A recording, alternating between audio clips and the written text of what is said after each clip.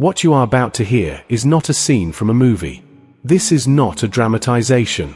This is the true, unvarnished, and shocking account of what happens when the mob wants you erased, when the government can no longer protect you, and when the man who swore to love you becomes the reason you are running for your life.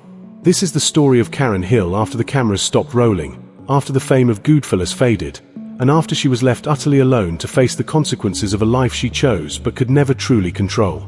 If you think you know her story because you saw the film, you are wrong. What happened next is a decades-long saga of trauma, betrayal, and a desperate fight for survival that will change how you see the witness protection program, the mob, and one woman's incredible resilience. Before we begin, I must state clearly, this entire narrative has been constructed from extensive research, using court documents, federal trial transcripts, previously sealed interviews, memoirs from key figures, and journalistic investigations from credible sources. The purpose is solely to bring you the most accurate and comprehensive information, piecing together a story that has been deliberately fragmented and hidden from public view. If you are ready to hear the real story, listen closely. This is Karen Hill, Part 2. And if you value deep, untold true crime histories, make sure you are subscribed to this channel with notifications on. What we uncover here, you won't find anywhere else. The final, chilling scenes of Martin Scorsese's Goodfellas show Henry Hill entering witness protection, a man reduced to a schnook lamenting his lost life of power and glamour. The film's iconic, abrupt ending leaves Karen Hill's fate ambiguous, a silent figure stepping into the fog of an unknown future alongside her husband. But reality offered no such artistic cut to black. For Karen Fried, the real woman behind Lorraine Bracco's captivating performance, the closing of the courtroom doors in 1980 marked not an ending, but the beginning of a new, more terrifying chapter. One defined not by the violent crescendo of the Lufthansa heist or the frantic cocaine-fueled paranoia of the final days, but by a slow, grinding, and profoundly isolating descent into a purgatory crafted by the United States government.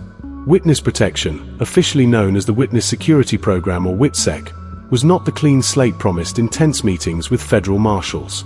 For Karen, it was a gilded cage constructed entirely of lies. Their old identities, Henry, Karen, Judy, and Greg, were legally erased. They were given new names, new social security numbers, a fabricated personal history to memorize, and a relocation to an undisclosed city, rumored to be somewhere in the Pacific Northwest.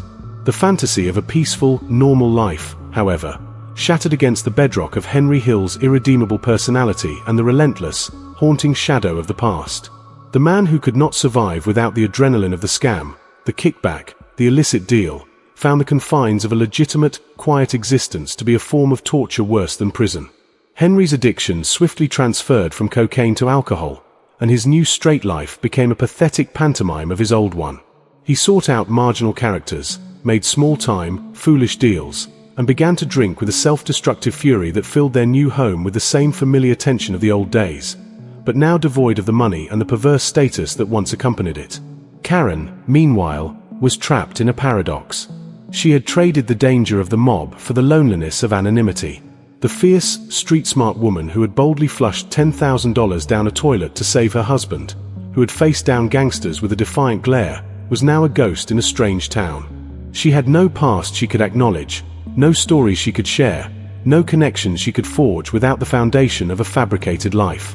Every friendly question from a neighbor about where she was from, every casual inquiry about her family, became a minefield requiring careful, rehearsed deception. The trauma of their final year, the constant surveillance, the death threats, the midnight runs, the terrifying moment she found a gun pressed to her temple by a Pittsburgh drug dealer, did not fade, it metastasized in the silence. She was no longer Karen Hill, a figure of some notoriety and respect in a twisted world. She was a nameless housewife with a volatile, fading husband, with 2 children who were confused and rootless, and with a secret so enormous it isolated her from all of humanity. The government had protected their bodies, but it had no program to protect their minds, their marriage, or their souls. The marshals ensured they were not killed by the Lucchese crime family, but they could not prevent the internal rot. Henry's infidelities, a constant during their marriage, continued.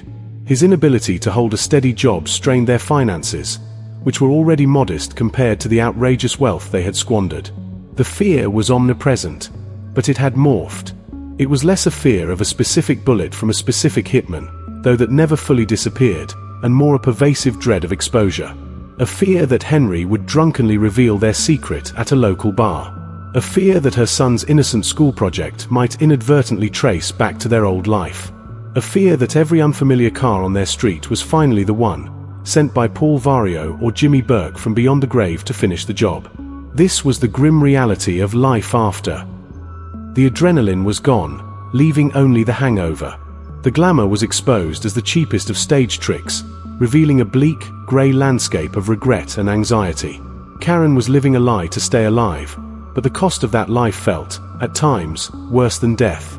She had escaped the mob only to find herself imprisoned by witness protection, shackled to a man who was disintegrating before her eyes, and drowning in a psychological trauma that no one, not the FBI, not the marshals, and certainly not Henry, seemed to recognize or care to heal. The freedom she had fought for was a mirage.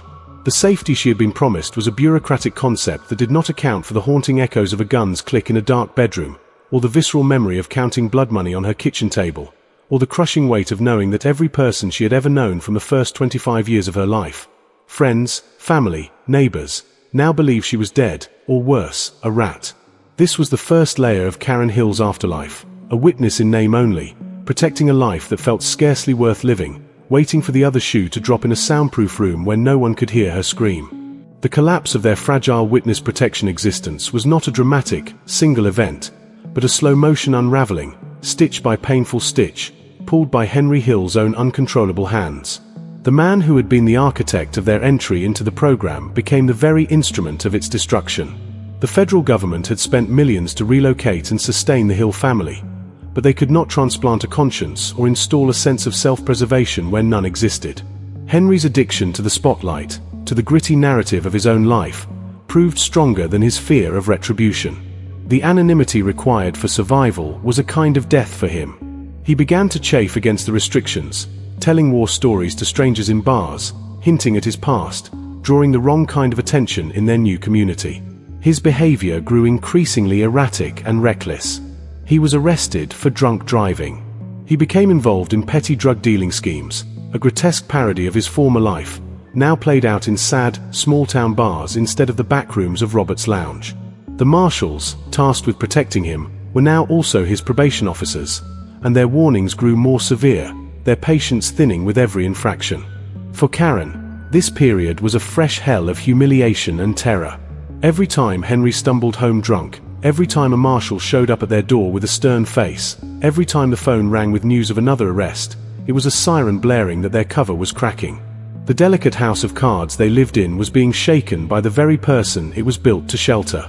The final, irrevocable breach came not from the mob, but from Hollywood. In the mid-1980s, journalist Nicholas Pileggi, who had been chronicling the story, published his book Wise Guy. The book was a sensation, and the film adaptation, to be directed by Martin Scorsese, began to take shape. Henry, seeing a chance to reclaim a sliver of his lost fame and, more importantly, a payday, dove headfirst into cooperation. He consulted on the film, providing details and validation. This was a catastrophic violation of the most fundamental rule of WITSEC: do not draw attention to yourself. The U.S. Marshal Service was apoplectic. Here was their protected witness, whose location was a closely guarded state secret, openly discussing his life of crime for a major motion picture. While his identity in the film was technically disguised, anyone with even a passing knowledge of the Lufthansa case would know it was Henry Hill. For Karen, this was the ultimate betrayal. It wasn't just another affair or another foolish deal. This was an action that deliberately and publicly illuminated the shadow they were hiding in. It invited the world, and by extension every old associate with a grudge, to find them. The release of Goodfellas in 1990 hammered the final nail into the coffin of their protected status. The film was not a subtle allegory. It was a vibrant, detailed, and brutally accurate biopic. Henry Hill became a household name. His face was everywhere, portrayed by Ray Liotta. Karen's own life, her pain, her compromises, her signature defiance, were immortalized by Lorraine Bracco's Oscar-nominated performance. Their story, their real story, was now playing in multiplexes across America. Witness protection cannot function under the glare of a Hollywood spotlight. The marshals had no choice.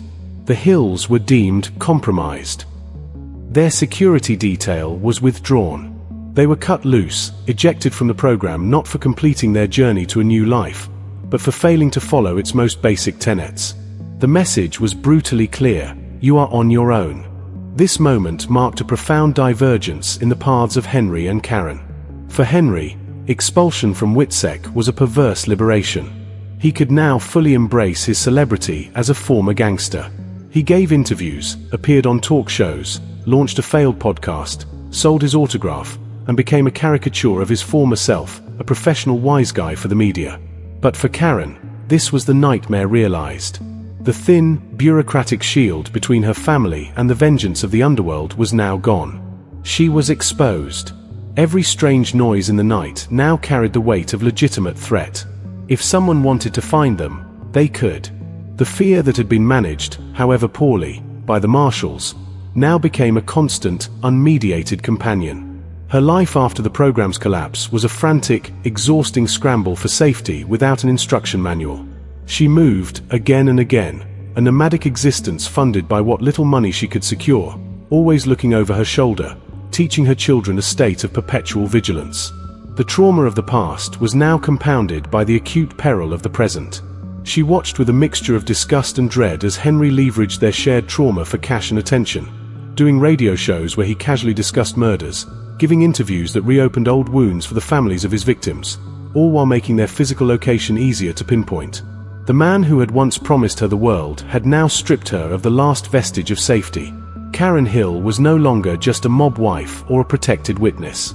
She was a fugitive from her own history, fleeing from the fame her husband craved, a prisoner of a story she never asked to be written into, with the walls of her cell now utterly transparent to a dangerous and watching world.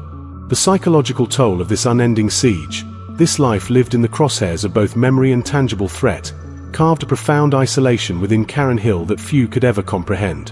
While Henry parlayed their nightmare into a sordid form of celebrity, Karen entered a shadow existence defined by silence and survival instinct.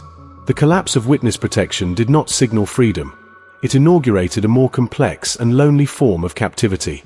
She was now solely responsible for her own security, a task for which she was both uniquely prepared and tragically burdened. The street-smart cunning that had once helped her navigate the mob's social labyrinth now had to be channeled into a perpetual risk assessment of daily life. A trip to the grocery store required scanning the parking lot for familiar faces or lingering cars. A new neighbor prompted a quiet, frantic investigation into their background, if possible. Letting her children play outside was an exercise in controlling panic. The sound of a car backfiring could send her diving for cover, her heart pounding with a primal terror that never fully receded. This constant state of hypervigilance is a recognized symptom of post-traumatic stress disorder. But for Karen, there was no diagnosis, no therapy, no veterans group for former mob wives turned federal outcasts. Her trauma was a singular, unspeakable thing. She could not walk into a therapist's office and say, "My husband helped orchestrate the largest cash robbery in American history. I helped him launder the money. I nearly got murdered by a drug dealer. I testified against the Mafia, and now the people we put away for life have associates who might want to kill me." The very facts of her life sounded like a movie plot, making genuine connection with ordinary people an impossibility. How do you make friends when your past is a classified document and your present is a fugitive's lie?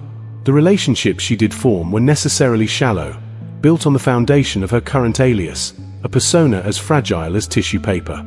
Any moment of genuine intimacy threatened to tear it, revealing the chaotic, violent truth beneath. This forced solitude bred a deep mistrust of the world. Everyone was a potential threat. The friendly mailman could be gathering intelligence, the chatty woman at the bank could be connected, a wrong number phone call could be a threat assessment. The government, which had promised sanctuary, had cast her out. The man she had married, for whom she had risked everything, had become a publicly broadcasting beacon of their whereabouts. She was utterly alone, a general without an army, defending a fortress that was, in reality, just a series of rented apartments in anonymous towns. Financially, she was adrift. The money from the Goodfellas project, which Henry largely controlled, was fleeting, spent on his legal troubles, his addictions, and his lavish attempts to recapture his gangster glory. Karen was left to scrape by, often relying on the kindness of the few people in law enforcement or journalism who understood her plight and offered discreet help. She took menial jobs under her new names, jobs that required no background checks, paid in cash, and offered no security. The woman who had once casually handled stacks of $100 bills from the Lufthansa score now counted pennies to pay the electric bill. This brutal economic reality was a cruel punchline to the entire saga. She had been at the epicenter of one of the most lucrative heists in history, and yet she was destitute, not because the money was gone, much of it was never recovered, but because the life it came from had consumed everything in its path, including her own chance at stability. The glamour of the life had long since curdled into a bitter residue of fear and poverty. Her identity, the very core of her being, was fractured. She was Karen Fried, the innocent girl from Long Island. She was Karen Hill, the fierce mob wife. She was a series of anonymous women in the Witness Protection Program. And now, she was a ghost, haunting the edges of her own life. This internal splintering is perhaps the most profound crime committed against her, one for which there is no statute of limitations. She could not integrate these shattered selves into a coherent whole. To survive, she had to suppress the bold, passionate Karen Hill who had captivated Henry. That woman was too recognizable, too dangerous. She had to become small, quiet, and unseen. The cost of this survival was the gradual erasure of her own spirit. She lived for years in this emotional witness protection, a prison of her own mind, where the warden was fear and the sentence was a lifetime of looking over her shoulder, mourning not just the loss of a life, but the loss of the person she once was, before the money, the guns, and the terrible, glittering promise of the life. The turning point, the moment Karen Hill began the painful, halting journey from being a victim of her story to becoming the author of its final chapters, came not with a bang, but with a quiet, resolute decision to sever the tie that bound her to the source of her perpetual danger, Henry Hill himself. The divorce, finalized in 2002, was not merely the end of a marriage. It was a strategic survival maneuver, a declaration of independence from a sinking ship. For decades, her fate had been inextricably linked to his.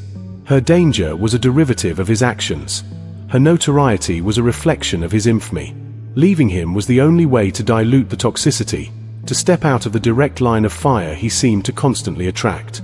The relationship had long been dead, a carcass picked over by betrayal, addiction, and mutual resentment. What remained was a legal and mortal tether that kept her exposed. Cutting it was an act of profound self-preservation. The process was not easy, mired in the complexities of their invisible lives, but its completion marked her first truly autonomous act since she was a young woman. She was no longer Henry Hill's wife. She was, once again, Karen Fried. This return to her maiden name was symbolic, a reclaiming of the self that existed before the madness, but it was also practical. It created a degree of separation, however thin, from the name that was a constant headline. The divorce allowed her to finally build a life on her own terms, albeit still within the confines of necessary secrecy. She focused on her children, who had borne the brunt of this chaotic existence, shuttled between identities and schools, inheriting a legacy of fear and instability. Her daughter, Greg, and her son, who had to change his name multiple times, were her primary concern. Providing them with some semblance of normalcy became her mission, a way to atone for the childhood they lost. This meant staying under the radar not just for her safety, but for theirs. It meant cultivating a quiet, unremarkable life, the exact opposite of the existence Henry continued to lead.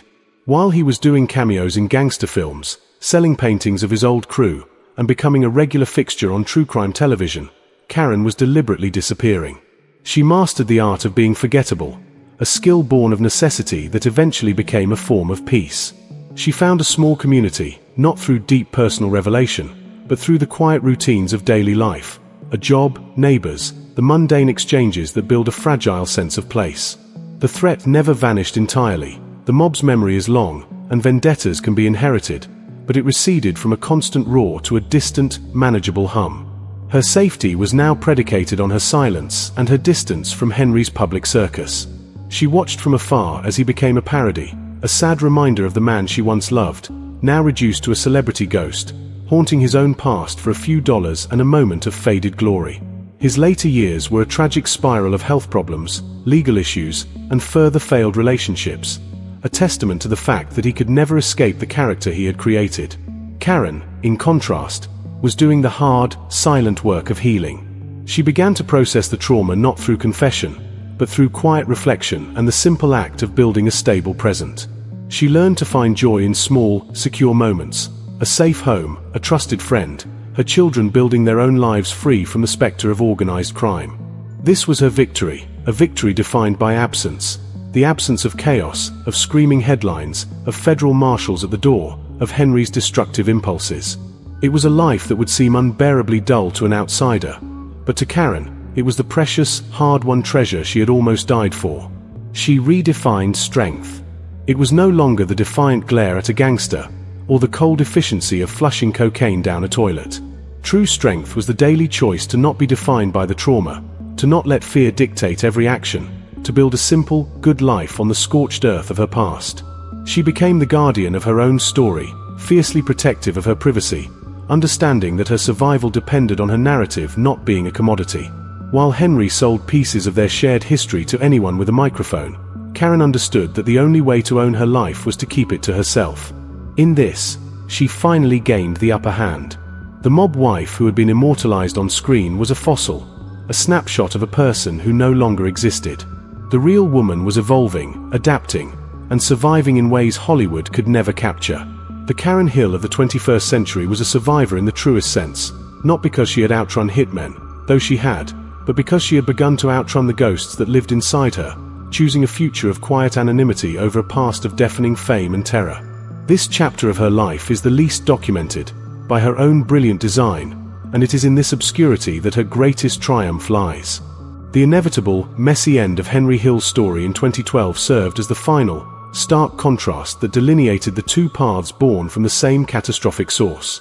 Henry died of heart failure at the age of 69 in a Los Angeles hospital, not in a hail of mob gunfire as he might have once dramatically predicted, but as a consequence of a lifetime of excess, stress, and poor health. His death was a media event, covered with a mix of morbid fascination and nostalgic reverence for the era he represented. Obituaries rehashed the Lufthansa heist, his testimony, and his cinematic immortality. The funeral, attended by a curious mix of former associates, Hollywood figures, and true crime fans, was a public spectacle, a final chapter written in the tabloid style that had characterized his later years. For Karen, the news likely brought a complex tsunami of emotions: grief for the young man she had fallen in love with, pity for the broken figure he became, resentment for the chaos he inflicted, and perhaps, most powerfully, a profound and undeniable sense of closure. The primary source of her lifelong danger, the magnet for trouble, the person who had tied her destiny to a narrative of violence, was gone. The threat did not magically disappear with his death.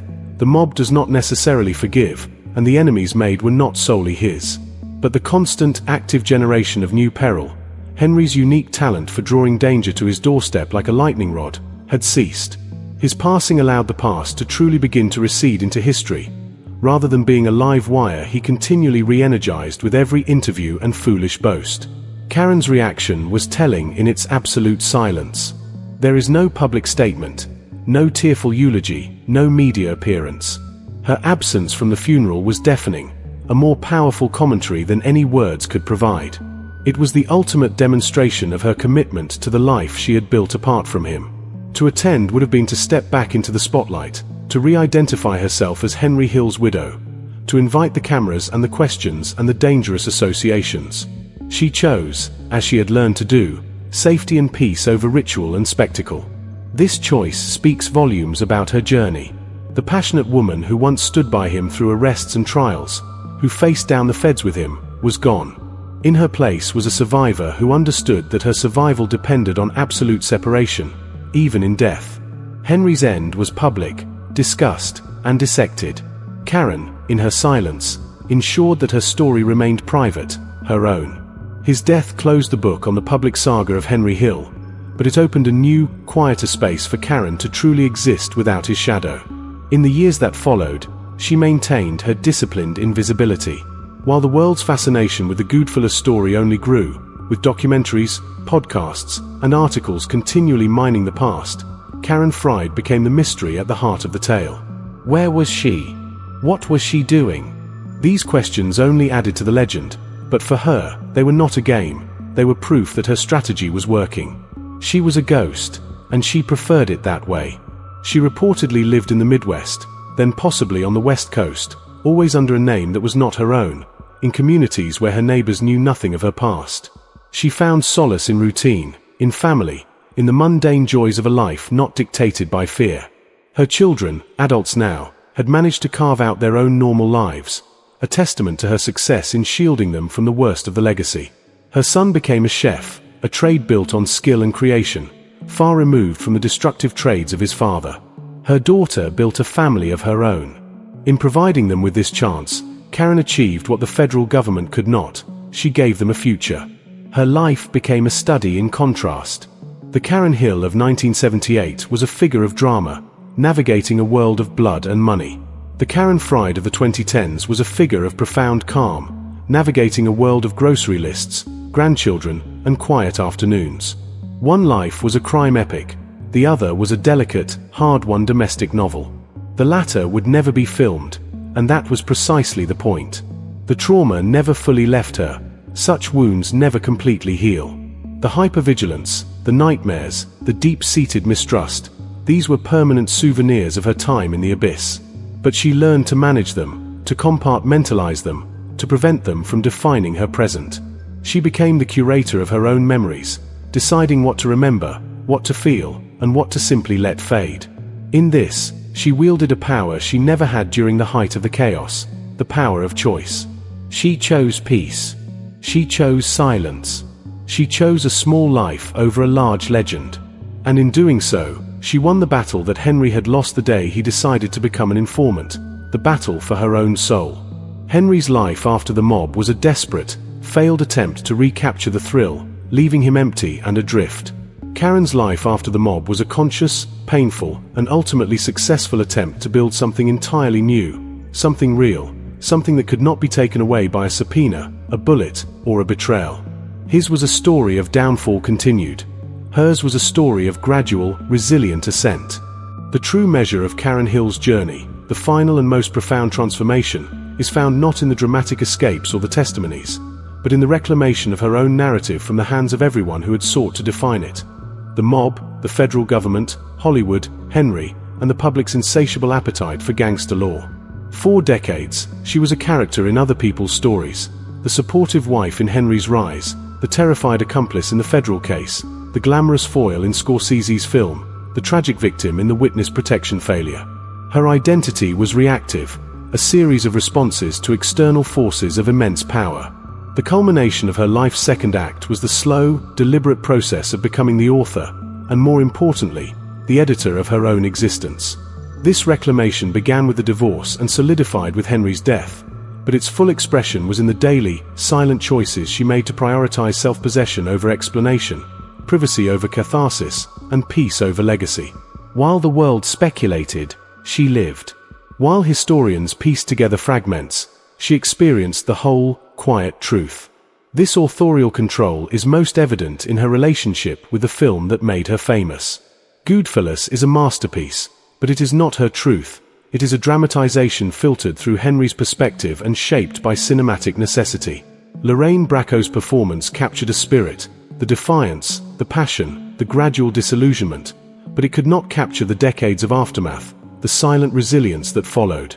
Karen never publicly endorsed or criticized the film. She accepted the checks from it, understanding it as a form of restitution for a life plundered, but she did not engage with its mythology. She allowed the character to exist in the world, separate from herself. This detachment was a supreme act of strength. She refused to be held hostage by her own portrayal, to feel compelled to live up to it or contradict it. She let it be a ghost, while she, the real person, moved on in flesh and blood. Her silence in the face of endless curiosity became her most powerful statement. In an era where everyone is urged to share their trauma, to monetize their pain, to build a personal brand from their past, Karen Fried did the radical opposite. She understood that her story was not a product to be sold. To share it would be to relive it, to dissect it for public consumption, and most dangerously, to illuminate the careful shadows she had built around herself for protection. Her refusal to write a tell-all memoir, to sit for a documentary, to give even a single interview about her life after Henry, is the defining characteristic of her later years. It is a refusal that speaks of a hard-earned wisdom. She knew that the narrative, once released, would again control her. It would attract the wrong kind of attention, it would stir old ghosts, it would force her to defend, to explain, to justify a life that needs no justification to anyone but herself. By holding her story close, she rendered it powerless to harm her. It became a private memory, not a public commodity. This choice also served as her final, elegant victory over the world that sought to consume her. The mob wanted her silent through fear. The government wanted her silent for security.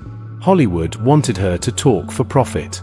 By choosing her own silence, on her own terms, she fulfilled the first two on her own accord and denied the third. She controlled the aperture through which the world saw her, and she kept it firmly shut. In her carefully guarded private life, she reportedly found simple pleasures: gardening, reading, spending time with her grandchildren, enjoying friendships built on the present, not dissections of the past. These activities are mundane, but for her, they were revolutionary. They were activities undertaken without an ulterior motive, without fear, without the weight of a hidden identity. They were the actions of a free person. The woman who once had to memorize a fake biography could now simply be, without pretense, in the moments of her own choosing. The psychological journey from an object of history to a subject of her own present is the untold epic of her life. It involved grieving not just for lost people, but for lost potential, for the years spent in fear, for the person she might have been had she never met Henry Hill. It involved forgiving herself for the choices she made as a young woman, dazzled by a dangerous world. It involved accepting that her legacy would be one of mystery, and finding power in that mystery rather than resentment.